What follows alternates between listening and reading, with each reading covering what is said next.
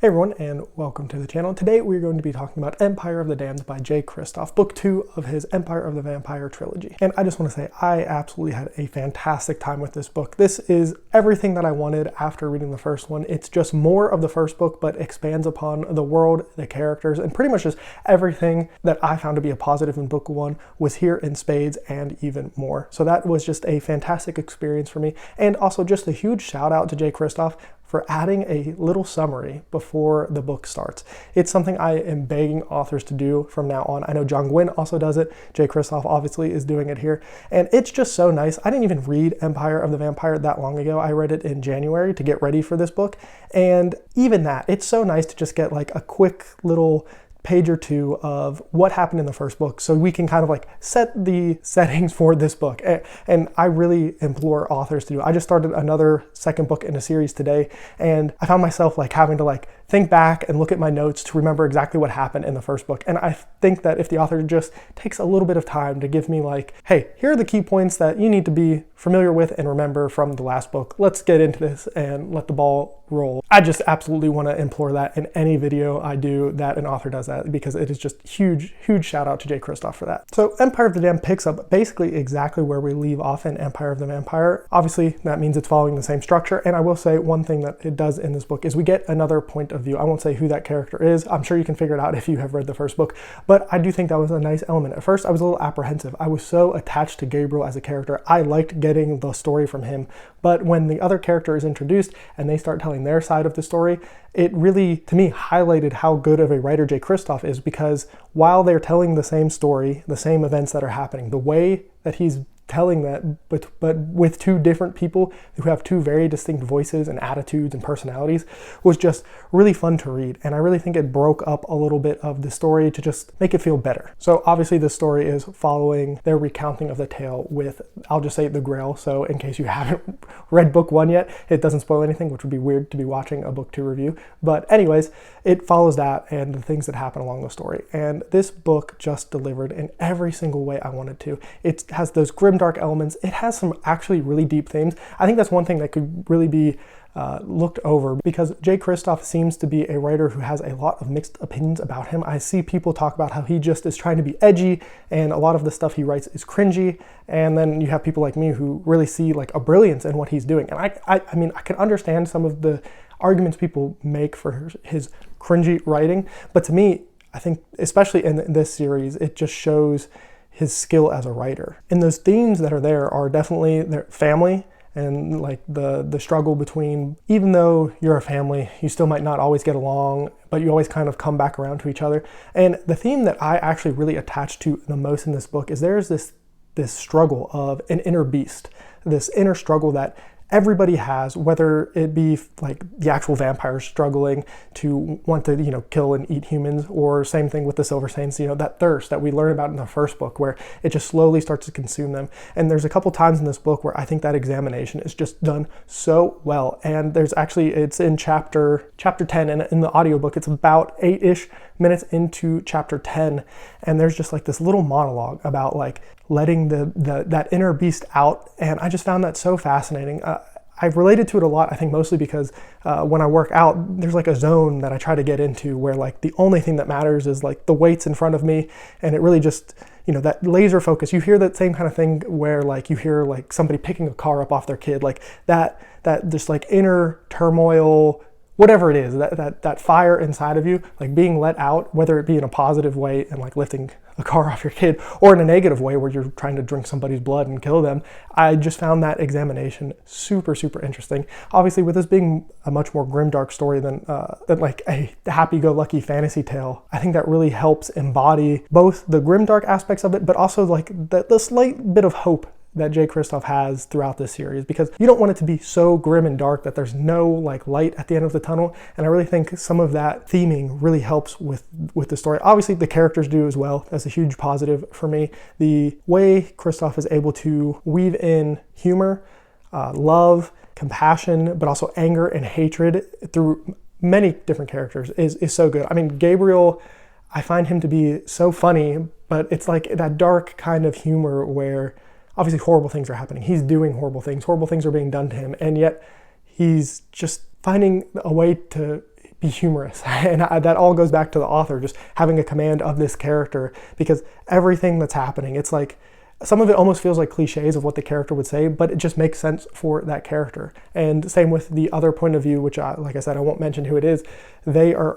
They just are so true to who the character is. It's just so fantastically done. Another thing I really enjoyed about this was the world expanded in general. I mean, we get to see more of the vampire clans from the first book. We get to from the first book, we see those plot threads expand and see the world and, what are we going for? We have the Grail, right? And we're trying to figure out, well, what are we supposed to be doing with it? Is all hope lost after what happened at the end of book 1? Like, what is happening there? And we slowly are starting to build that out. We get some plot twists that expand the story and some reveals that are pretty mind-blowing, and just all in all, that expansion of the world was really well done. We start to see some of the wheels turning and how some of the vampires we have been dealing with are bad, but they are not the baddest, and that there's more to come, and there's things that we still don't know, but we're really starting to get those pieces, and I'm very much looking forward to the next book. And I have mentioned a few times how this is a grimdark book, and while it's probably not the most grimdark book out there, I really did enjoy how brutal and dark some things that happen in here. There is a character who gets tormented in such a horrible way, and Kristoff really turns the knife on you a couple times with a few characters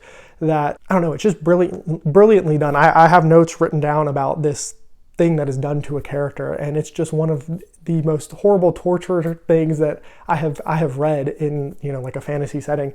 And I mean, it's really dark to say that like you enjoyed that. And it's not so much like a pleasure enjoyment, it's a, man, that is something the vampires would do in this world. And that's another thing that I think Kristoff did such a good job, where it's comparing, so you have the Silver Saints who are like half vampire and still have that humanity. And I really think he did a good job of showing that the vampires are really like bad. I think so many times in a story like this, you would have vampires who are trying to hang on to so much of their humanity that in the end, humanity finds a way, and love and all those classic tropes kind of get lit on fire here. The vampires who are true vampires are despicable. They're evil. He makes you hate them, and that's so great, because I think so many times in a series like this, an author will start to twist what exactly that kind of character is supposed to be like. They would start to have like a human moment, and they would do things out of like love, and there's a little bit of that, but in reality they're doing it for self-preservation and for the love of it. They just love to be bad, and it's just so good. It's just such a, I mean, it's like a miserable thing if you were like experiencing it, and even like the actual things that you're reading are like horrible, but that's just what makes this book so good. So far, I have been extremely positive about this. Now, let me go ahead and switch it up and talk a little bit maybe about some of the negatives. Obviously, I'll have to say this. If you didn't really like the first book, you're not going to like this one. This is just more of the same, right? It's more but more, like it's expanded upon. It's just like an upgrade from the first book. So if you were like lukewarm on the first one, I can't really picture you liking this one any more than the first one. I will say, I think maybe it dragged just a little bit in the middle section. I feel like some of it maybe could have been sped up and we could have gotten through it just a little bit faster. I think it needed to be done for like a world building and some of those twists of the knife things that ended up happening even later in the book. But there were a few times where I was like, okay, come on, let's go. And that could be partially because I really binge read like the last 2 sections of this book. Like I just like marathoned it because I was enjoying it so much. And so maybe that's more of a how I consumed it problem than an actual book problem. But it did feel like a few times where it was like, okay, I feel like not necessarily that we've been here before, but like I get where we're going. So let's go on and let's get there. Let's get this going. There is an element where that father-daughter relationship really comes more to fruition in this book. And if you don't like that in your stories where like somebody's doing something for the compassion and love of another character, you might be turned off a little bit by it. But there's so much good happening there that I don't really think it matters what the MacGuffin of making it happen is. I think you're just going to enjoy the rest of the story and just be like, well, if this is why it has to happen, this is why it has to happen. I think that's fine. But easily my biggest complaint of this book is, and I'm still not sure if what I'm about to say is even true, but I feel like there were supposed to be twists and turns and like things that you weren't supposed to see coming from a mile away that you do. And so part of me is almost like, is this like a wink, wink, nudge, nudge kind of thing from Kristoff, where he's like, 99% of you are going to get this, but just in case for that 1% of people who haven't been able to put these clues together, I'm gonna just flat out tell you, kind of more of a telling and not showing. I think that that's a phrase I used in movies where like a director will just pan over something without somebody specifically having to tell you what it is. I hope that makes sense when I'm talking about a book, but there are a few things where it's like, to me, it was so obvious of like, of course this is how things happen. If you want specific examples, I'm more than happy to talk spoilers down in the comments. I'm not saying there are no twists in here that aren't really good and were surprising, but I really do feel like so many of the twists or questions were like, I figured that out like 200 pages ago. What do you mean? This isn't like surprising that this or that is happening. I got that way ahead of time. But that is my thoughts for Empire of the Damned. I had a really good time with it. This is going to be a really high ranked book for me all year. I would be shocked if this isn't in my top 10 at the end of the year. So once again, very, very much enjoyed it. Let me know if you have read this or if you're looking forward to picking it up soon. And as always, have a good one.